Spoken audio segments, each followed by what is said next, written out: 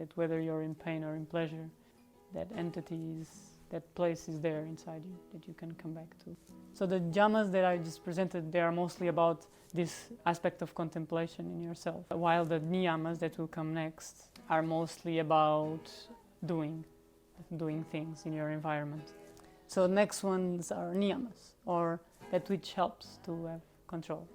So the first tool is chawacha, internal and external purity of body and mind. There are some methods for mental purity and for body purity as well. So to clean the body, we use fasting, for example, internally, and the external cleanliness of the body is, of course, taking a shower and washing your clothes and things like this. And then external purity of mind is to choose what you consume, either in movies, either in your phone, on social media. Also, to choose the people that you're around with is also very important. And internal purity of mind is, of course, what we talked about not harming others by thoughts. So when you have those thoughts, you accept them and you transmute them. And there's some methods for this mental purity. Being kind to all creatures, like I said before. So I have this attitude of giving and paying service. Then the next one of my favorites, Santosha. Santosha means contentment. And it's contentment with things unasked for. So everything that life throws at you, even if you don't want, you are content with. This is a very, I would say hard one, but sometimes not. Depends. For me, this is also mostly about cultivated through gratefulness. So you have a lot of contentment when you are grateful. So a little exercise you can try before going to sleep. You can just thank the things for your day, and you'll see you'll be very content when going to sleep. And it's a nice feeling. So Tosha means fulfilling. Santosha means like easily fulfilled. So you're a person that easily fulfilled. There's a poem where it says the yogi is the person that is fully satisfied with just breathing. Next one is Tapa. So Tapa is to undergo physical hardship in order to attain the goal. Tapa is, the translation is fire actually, so to burn. And this is very essential in tantric philosophy, in a way that you struggle to attain your goals. So you struggle, and also you have this sense of service, this sense of seva. There is some tips on how to do seva. So by doing fasting, for example, we're also serving, because ideally on fasting days you also are thinking more about that entity, that great one. So you're also serving the cosmic mind, the God, by thinking about God. Then there's other types of services, which means like more like taking care of plants and animals, taking care of other humans, giving help by material help to people, for example, like giving money or giving food. There's also taking care of wounds, for example, medical. And there's also service by intellectual service, so teaching people things. And then there's Adhyatma Yagna, which is serving the Great One, like I was saying before, by ideating on it also, but also by sharing that vibration, that energy. So by singing kirtan, or by singing devotional songs or prayers or mantras, is also serving the cosmic mind. Sfadiya is the study with proper understanding of spiritual scriptures and philosophical books.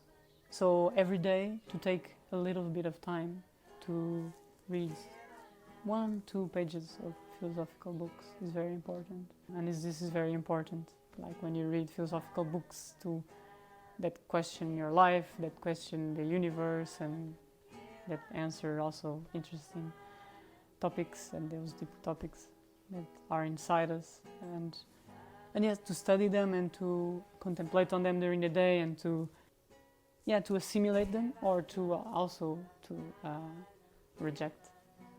It's about understanding and studying, understanding, but also choosing if it's appropriate for you or not.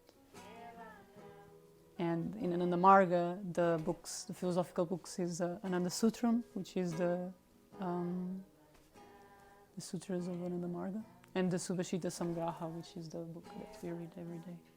It's about choosing also books that are elevating to read. It's not just any books. And the last one, Ishvara Pranidhan.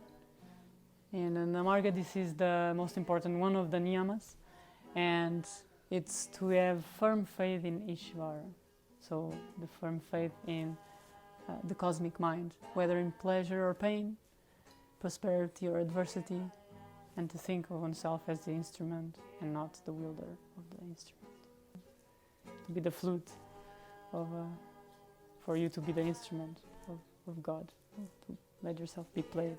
What I took more when I was reading the Bhagavad Gita was more about this. What I noticed for myself was repeating itself a lot in the book, was to be detached from pleasure and pain, and this is very interesting, no? Because in life we are humans, and in life we are always going pleasure or pain, sadness or joy, and we tend to attach to joy and to be revulsive to sadness or to pain, and this principle is telling you to keep that ideation, to keep that clear in your mind, that whether you're in pain or in pleasure, that that place is there inside you, and also to remember it, because we also, when we are in pain, we tend to remember it more than when we are in joy, I would say, at least for me. So if in case you didn't notice in the niyamas, they were all very practical things to do.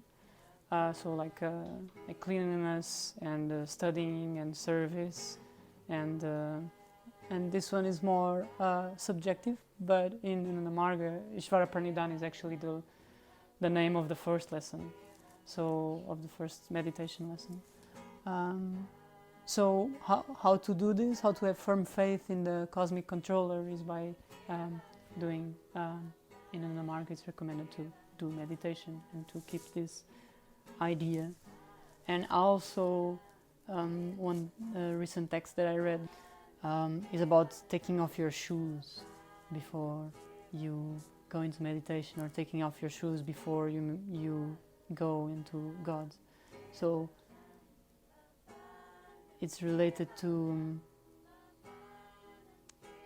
coming into that place without an interest. So coming into that place without asking for anything, because sometimes we are in pain and we say, "Oh, please relieve me of this pain," but we never do that. We're in pleasure. So whether in pain, you're in pain, and you don't ask to